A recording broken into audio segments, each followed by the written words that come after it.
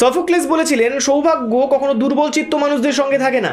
যারা যারা সৌভাগ্য খুঁজতে আজকের এই ভিডিওটা মানে মোটিভেশন দেখতে এসেছেন, তাদের প্রত্যেকের জন্য একটা অসামান্য লেসন অপেক্ষা করে রয়েছে। ধন্যবাদ আপনাদের প্রত্যেকেই, যারা যারা মানডে মোটিভেশন দেখতে এসেছেন। স্বাগতম প্রত্যেককে।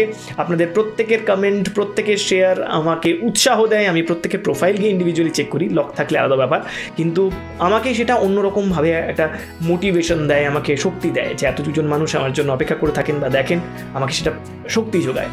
আজকের গল্পে মরুভূমির মধ্যে একটা বিরাট গাছ রয়েছে এবং যেখানে একটা পাখি থাকে তার কাহিনী রয়েছে। নিজের বাসাটাকে বা ওই গাছটাকে পাখিটা ভীষণ ভালোবাসতো, সে তাকে কখনো ছেড়ে যাওয়ার কথা ভাবেনি।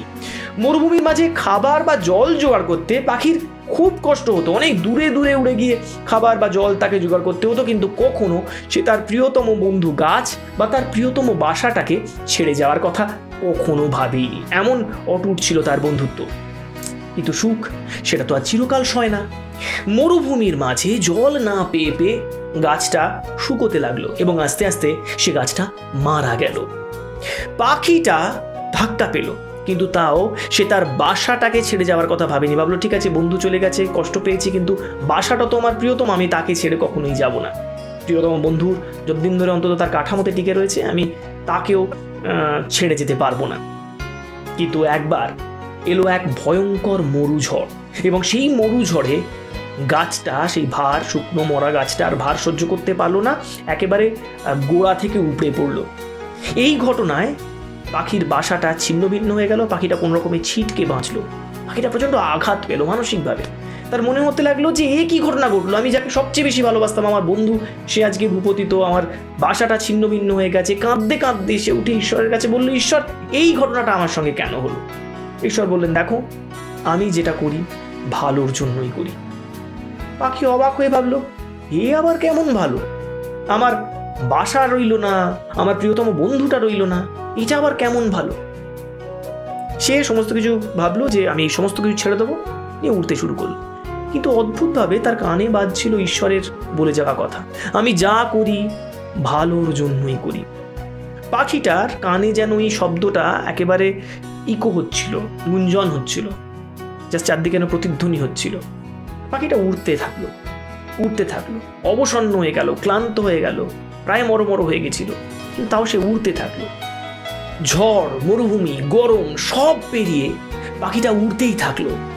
অবশেষে সে দেখতে পেল একটা নদী, যার তীরে অজস্র গাছ, ফলে ভরা।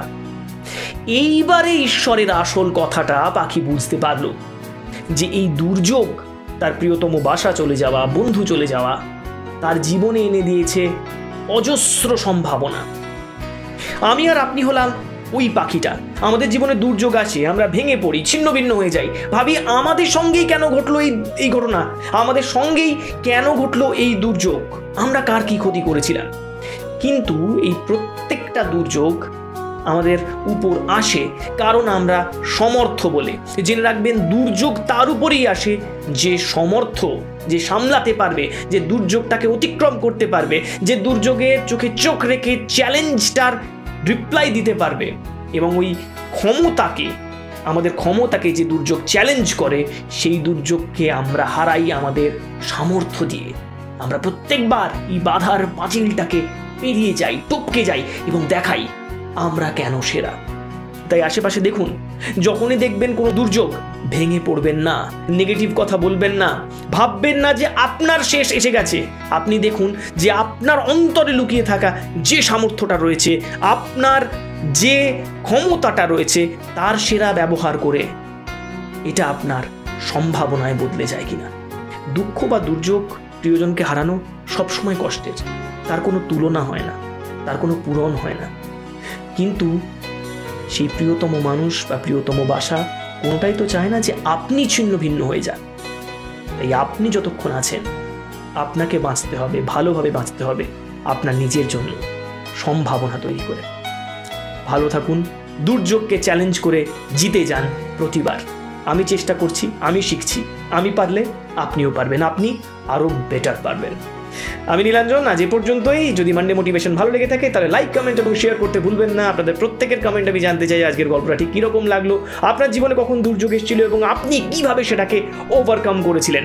আর অবশ্যই আমার ফেসবুক পেজ আর যে নীলাঞ্জন সেটাকে সাবস্ক্রাইব করতে বা ফলো ফার্স্ট করতে ভুলবেন না। আমার ইউটিউব চ্যানেল নীলাঞ্জনস মোটিভেশন, সেখানেও সাবস্ক্রাইব বাটনটা টিপে বেল আইকনটা প্রেস করে দিন এক্ষুনি। ধন্যবাদ, ভালো থাকুন, সুস্থ থাকুন, দুর্যোগকে কাটিয়ে জিততে থাকুন।